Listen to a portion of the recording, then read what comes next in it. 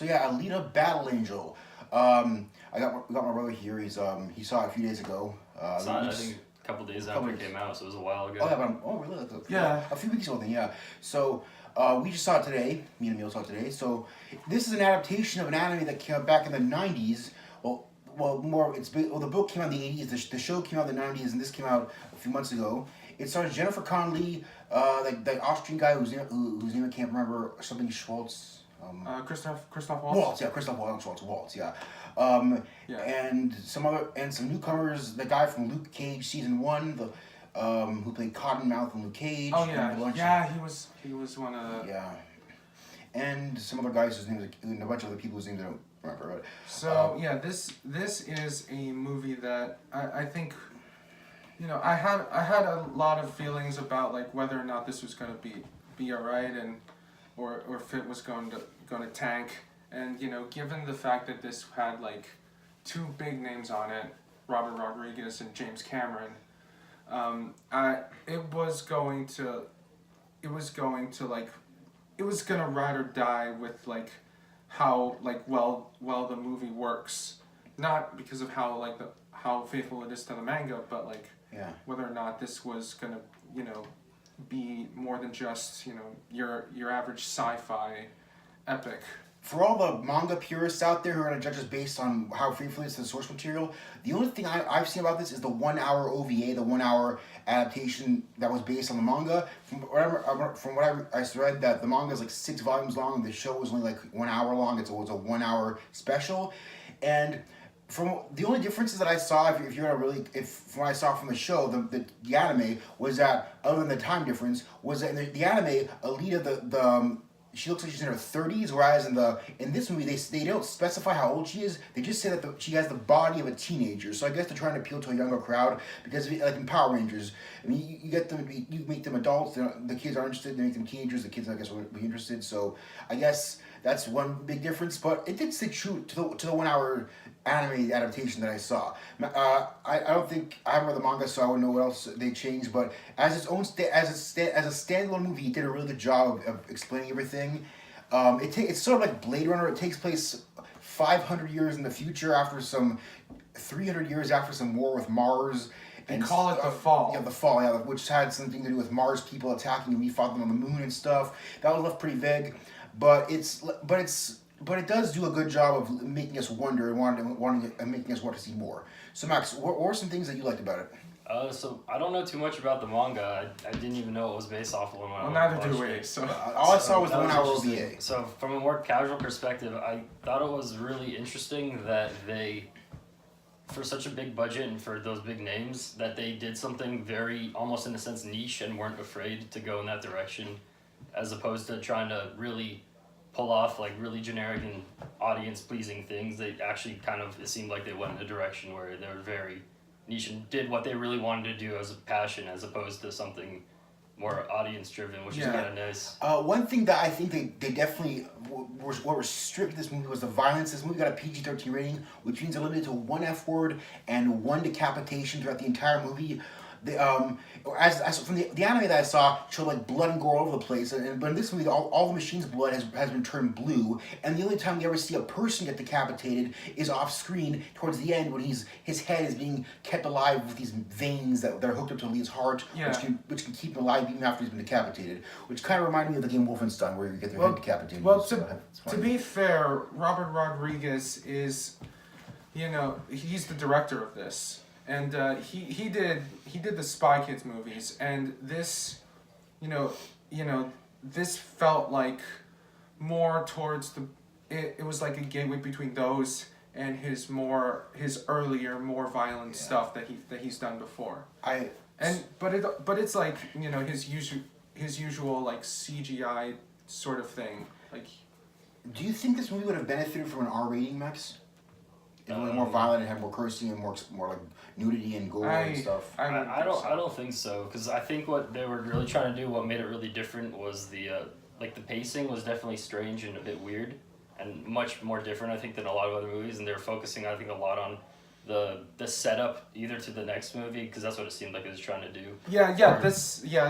Yeah, there was like So a I don't weird- think the R rating would have like added or taken away really from that factor that they were really trying to seem like they were trying to push. Yeah, they were pushing for more sequels. I could totally tell. There were some inconsistencies that kind of annoy me, but I'm like, okay, it's sci-fi, we'll let go. Like, at the beginning of the movie, we're told guns are outlawed. But towards the end, when they're in that racing thing, you have people with laser cannons and spike shooting things and razor blades that can shoot that are 20 feet big. And okay, so guns are outlawed, but plasma cannons are just fine. And then like I think it's more like metal, like I don't know, metal projectiles, like sort of thing.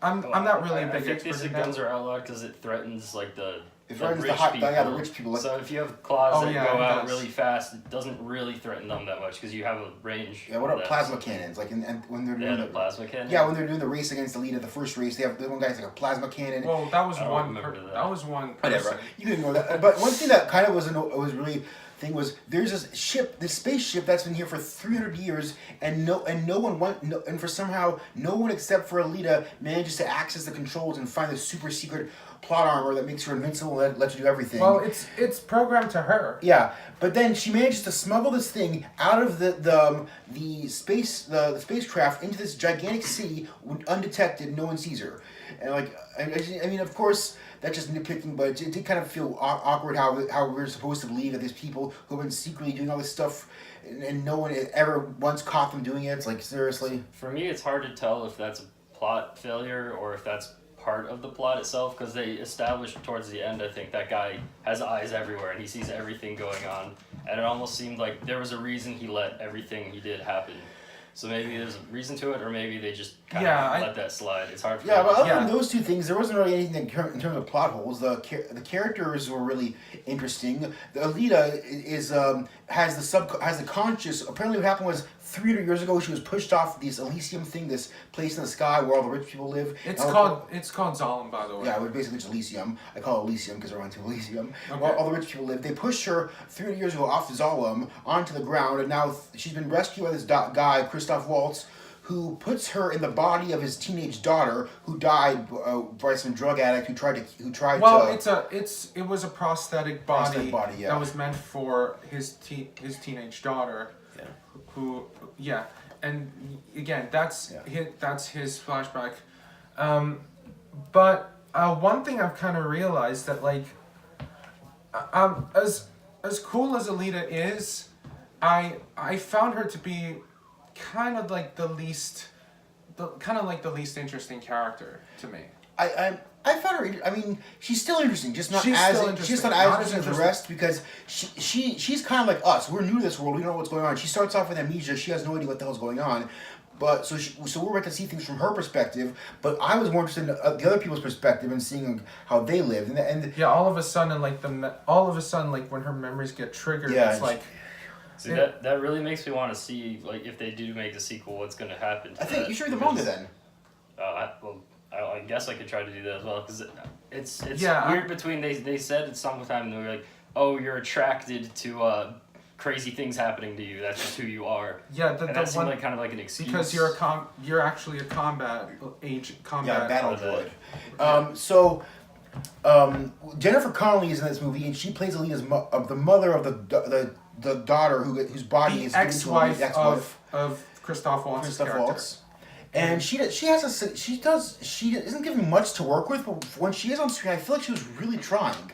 Yeah. I mean, I've seen her in a lot of movies that require to do a lot of emotion, like Requiem for a Dream, where she plays a heroin addict who goes on like an insane binge and goes on like a crack whore binge. But and anyway, then Blood Diamond, where she's like in the middle of war-torn Sierra Leone. So to have her play a more stoic and reserved character who doesn't flinch at people being like 10 feet tall giant mech guys or like threatening to kill everyone, and have her like a more reserved character was nice. A nice change of pace for her. Well, yeah, she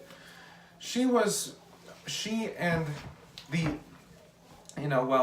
the two, she and Christoph Waltz's character, they used to be part of Zola. Yeah. And then they decided, like, after their teenage daughter was crippled or something. She was killed by a drug addict. Well, Well, that was after they ended up. But that was after she got crippled, right? When she was in a wheelchair. When she was yeah. Yeah. And they decide to go down to Iron City, just out of like the need to support her, and what happened was like when the teenage daughters died, like the wife left, and now she is working with Mahershala Ali's character, which is Oh yeah, the guy from Luke Cage. Yeah. yeah to work on robots for this sport called motorball.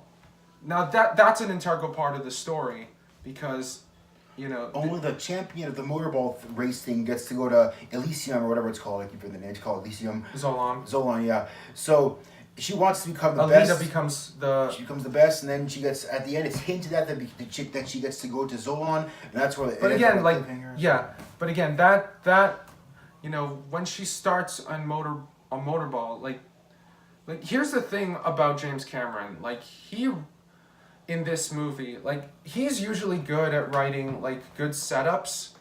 The thing is, like he wrote like a ton of setups that led to here. It's like a chain reaction. Like first like this goes into like she's first like a robot. Now she's part of like she's like the surrogate daughter of Christoph Waltz's character. Now she wants to do motorball, and then yeah, it's like I guess. And then but she used to be a combat robot, and then all of like. Though you think like these moments will kind of like twist and like be put together, but it only ends up being put together like at some point. One thing I think they could have elaborated more on was Alita in this movie has the body of a teenager. I think that they tried to make her like a rebellious teenager because I don't remember in the 1 hour anime Yeah, special. they totally did. Yeah, they tried to make her like a rebellious teenager, but there was never a time when her wanting to be a rebellious teenager is attributed to her age. It's all because she wants power and she wants glory and she wants to be famous. Well, not because not because her father says no. Well, because she wants to remember where she really is. I wish they would have done more like have a scene where where she feels conflicted, like she's a teenager and she has like the mentality of a teenager, and she always has this like rebellious I have to be right mentality. I know not all teenagers like them, a lot are. So have like a scene where she's conflicted and she has to feel like, okay, this thing is what I want, and I want this, but do I want this because it's beneficial to me, or do I want this because I want to be rebellious? Isn't that the bar scene though? When she walks in, she's Yeah, like, "Well, I'm gonna ignore what you say and still start trouble and try to recruit people." Yeah. Well, she anyways." keeps yeah. The moment she does that, it's like, there are some moments where she does that, like. Again, The bar scene was awesome.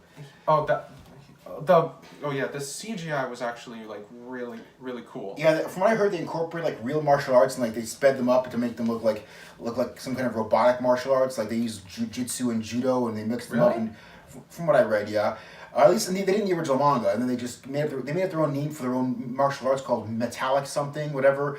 And there's this one scene, spoiler, where a puppy dies, but it dies off screen, so it didn't get an R rating. And then there's a really sad scene where the puppy dies, and that was kind of.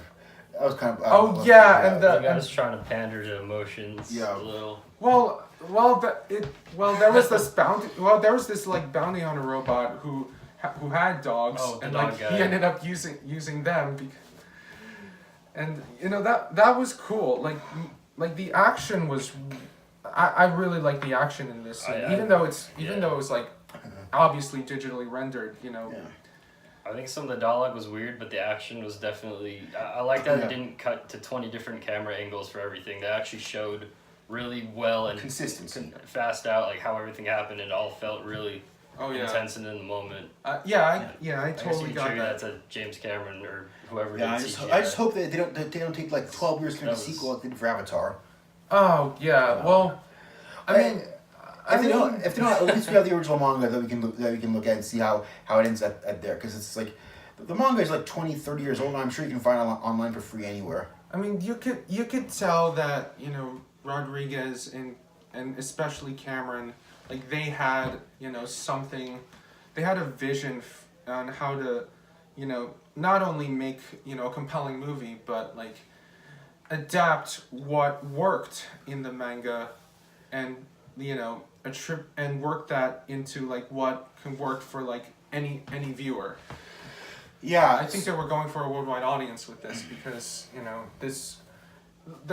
because I think the action like took like center stage rather than any sort of dialogue. So- I don't know much about the manga either, I guess. So I don't Me know neither. whether I- it has I- been made for an audience versus the manga's super violent from what I a said. passion project. It seemed to me though, at least, because I don't know much about the background, that it kind of was like I almost like have the opposite It's a view. big budget passion Where project. it Yeah. seems like it was more of a passion project, just because it was such a big budget with big names. Like you would expect it to be.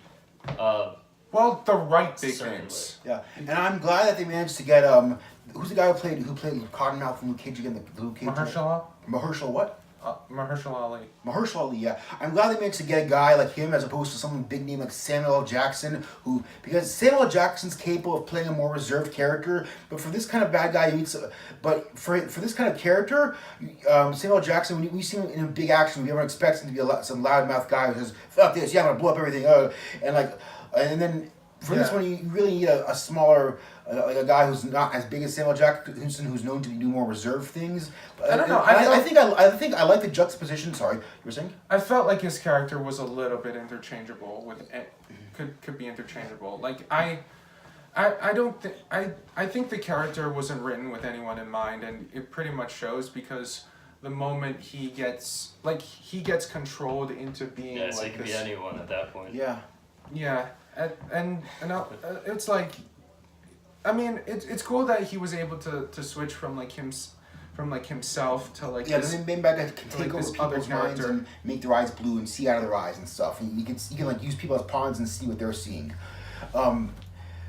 Yeah. That was pretty cool. So, like I said, it's interesting how you have this big world, all this mecha stuff, but just like in Blade Runner, the bad guys are more reserved. There's not some megalomaniac who wants to take over the world and enslave everyone. He's just. I feel like he's already kind of. Yeah, kind of. It's a more personal story. You feel like there's something more personal between them than simply, I'm a bad guy who wants to take over the world and I have all this power. Ha ha ha ha. Speaking of which, the reveal of who is of the actor who plays that main villain, like. Who's it again? Was it Sam? We're not gonna spoil I it. don't even know. Like, I don't even remember who it was. but yeah, it's a close glimpse, and I did have to check Wikipedia to find out, but it's totally worth it, and you never know that it was. Yeah. So let's go. The other characters. What's the guy? The bounty hunter guy? Not the guy with the sword. The good one who's just taking people apart for their parts and stuff. Hugo, yeah. So you got Hugo, and you got who's this guy? This black market arms dealer who rips off mechanical parts from cyborgs and sells them. Oh yeah, on the black market to the rich guy. Yeah, and the reason why he does that is because he wants to go to Zolan, and sometimes he gets hired. Yeah, sometimes he does get hired to take the parts off like other big motorball champions who like go crazy and stuff. But like, well, go crazy but like, yeah, I felt he was like a more he was like a better character to me. So yeah, anything you want to say, Max, or? I thought some of the parts, like the love story they kind of had, was kind of corny and Oh yeah, overdone in the terms of like You're the most human thing I've ever seen, or you're the most human person I've ever met, or whatever it was. Like when he's talking to Alita. yeah. I was getting like weird Avatar vibes again. Yeah. So, I think the scene where they're in the bar and the guy kills the guy kills his puppy, and the bounty hunter with all the dogs helps rescue them. We never see him again. I think We don't see a lot of the other Yeah. of like the bounty hunters on, well, except for that point where like that motorball game happens where Alita first goes in, because like I remember seeing most of those bounty hunters from like back in the bar scene, and this time they're trying to take her down. Oh yeah, that's. But like, yeah, I mean, it was cool, but like again, like there wasn't really a big attention to detail, so some other people may just kind of take a look at this and just like go, wait, who are they again? Yeah, of course. It's one of the movies that requires you to actually pay attention. I think that's what some people are going to criticize. It's like, oh, a big budget Hollywood movie that actually makes me pay attention. Oh my God, so I actually have to think in this movie. It's about 2.5 hours. 2.5 hours? I thought Or it was 2 hours. 2 hours. Yeah, we had like 20 minutes of commercials in this bunch of Yeah, commercials. it's two. So like this is a 2 hour long movie, so obviously it's gonna take its time on the exposition and eventual, and really it doesn't really get to the conflict, but it's like it splits in terms of like which conflict it wants to go into. Like Yeah. like I said before, there's like a lot of places where it ends up going. And I don't know whether or not it's like because of like the chapters in the manga are kind of like that, but like That's what I'm skeptical about, because the way it is a lot of exposition, so you don't know if they can actually tie it all together in a sequel or not, or if they're just gonna keep that like feeling going the whole time and just hope you don't notice or something like that. yeah. Which is kind of strange about it. Yeah, also, I never got a sense of how old the characters are supposed to be. That Hugo guy and his friends, they look like they're in their 20s, but they act like they're in their late teens, like 18, 19. But they never specify how old they are. But they're really immature for guys who go around doing all this illegal stuff. I mean, you'd expect them to be like these really. I mean, when they're not stealing parts of people, they act like normal people. But when they are stealing parts, they act like kind of like douchebags. Yeah, they do. They Yeah. It's like all of a sudden like they're like somehow like you they change emotion, like from like they're playful and then they're stoic. All of a sudden like Yeah, and then I mean, you think of this guy with all this power would hire the most professional people for the job, not some randos, teenagers or guys in their early 20s who argue with each other and act like jerks. Well, It just kind of felt like they were trying to find a convenient way to have them meet. well the capture truth Alita. well the truth is, you know, they can keep some, you know, they keep this so-called lie that they're gonna go up to Zolam only to just because like really, you know, and this is debatable, they probably won't be doing that anyway. Yeah. Because so all they just use them is to just do their dirty work because they don't want to get their hands dirty. So why not hire a couple of goons off the street and just like get him to do that, you know? Yeah.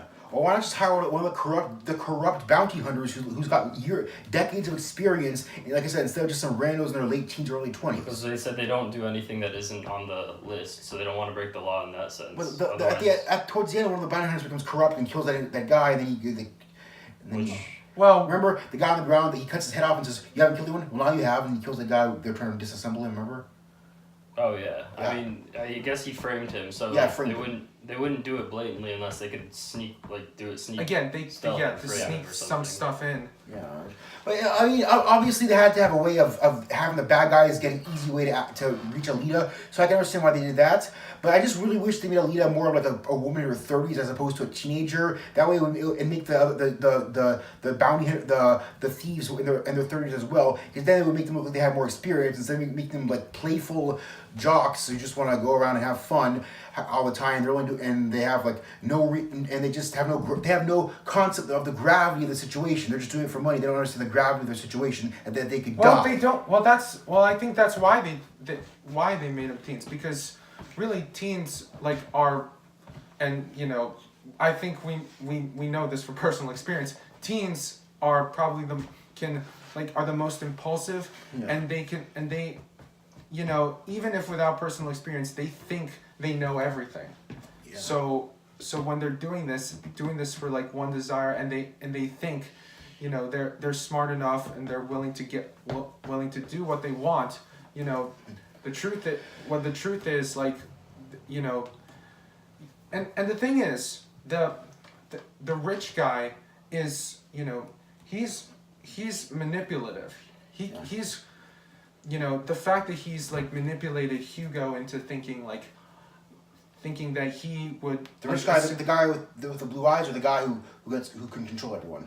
The guy with the blue eyes, like Mahershala. Mahershala, yeah. And you know, the fact is like, you know, why not have them give them the things they want and just like feed into the lie they're gonna achieve something better on this like higher place. You know, for them it's Zoloft. We can nitpick this movie all we want, but at the end of the day, it was a fun action movie with good character development, a really interesting story, and a lot of like interesting premise done well. And it's probably the only good live action adaptation of an anime I've seen made by Americans. Because there are some good live action live action movies based on animes made by the Japanese that I particularly like Parasites, not Parasites, Tokyo Ghoul, the 3 live action Death Note movies. Not the Netflix one. That one was made by Americans. That was terrible. Speaking of which, Netflix, if you screw Cowboy Bebop, I will cancel my subscription. Yeah. Aren't they also doing The Witcher? With Henry Cavill as Superman. Yeah. Superman. Yeah. That'd be kind of cool. That'd be kind of cool, I guess. So I didn't know they're doing Cowboy Bebop though, for Netflix. It's been Going on a talked tangent about. here. It's been talked about. Good movie, good characters, good story, lots of action, kind of predictable plots, but it still keeps you engaged, even if it is a little bit predictable at some points. And hopefully, like we'll get like good live action like adaptations of like anime and manga in the future, because this was a good step, like a better step than I think I've ever expected. Yeah. So I have a question then. What? What is your prediction for that genre? Because it seems like Hollywood is still iffy and weird and not doing the best they could, or going in a weird way about it, because I don't think they know how to take it for video game movies. Because I see a lot more of them trying to happen, but a lot of them are getting weird. Well, there's a Pikachu movie coming out. Do you think it's gonna go that route for a while until it becomes big and mainstream, or do you think they could pull it off where they could maybe know what the fans want? Well, here's the thing do it. You need to have the right big name, the right spearhead for any of these adaptations to happen, because I mean, I don't know who produced this, but the thing is, you had Robert Rodriguez and James Cameron, and they knew like enough to create a good movie out of like a manga that hardly anyone here has probably heard of. Yeah, I'm a big fan of cyberpunk. I love cyberpunk, especially 90s cyberpunk, where you had like people like Ghost in the Shell, where you have people with all this high-tech computer stuff, but at the same time they're accessing the internet through dial-up modems, where it's like retro-futuristic, kind of like the Jetsons or Far Cry 3 with Blood Dragon. I love 90s cyberpunk, where you have like it's a perfect mix of old and new, and this movie was even though it takes place like 500 years in the future, they still have like this really outdated kind of technology, and it makes it feel like it's kind of other than the quality of the CGI. I feel like this movie could have been made in the 90s, and it would have had the exact same impact as it does now, because it feels like. But bottom line, I think the lesson has to be learned with this movie, is that you need to have like the right vision for it to succeed. So Max, any closing thoughts or any ideas? Like, what would you like to see at a sequel, or? No, I give my closing thoughts on where we think video game movies and anime movie adaptations are all going. Well, I was rumored for a while that Netflix was going to have a live-action Zelda series, but I think that got canceled for some reason. Yeah, it seems like a lot of that goes on. Either that or there's a lot of talks, a lot of discussions. The thing is, like, you want to spearhead something, you have to go through brick wall after brick wall after brick wall. Especially when you're making a product under a license, you always have to make sure that you're never gonna please everyone, but at the very least, you have to make sure that the people who are giving you the rights to it.